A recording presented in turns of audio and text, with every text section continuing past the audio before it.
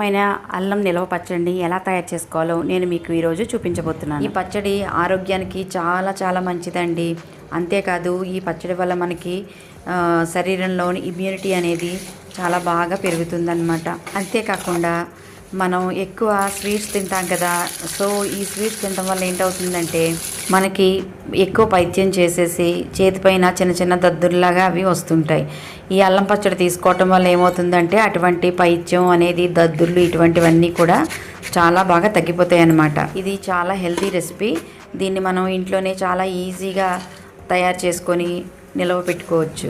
ఇక మనం అస్సలు ఆలస్యం చేయకుండా పచ్చడిని ఎలా తయారు చేసుకోవాలో చూసేద్దామా. మరి అల్లం పచ్చడి చేసుకోవటానికి నేను ఇక్కడ ఒక 50 గ్రాముల అల్లాన్ని అలాగే 50 గ్రాముల వెల్లుల్లిపాయలని తీసుకున్నాను అనమాట. అల్లాన్ని ఈ విధంగా తొక్క చెక్కేసుకొని చిన్న చిన్న ముక్కలుగా కట్ చేసుకొని పెట్టుకోండి.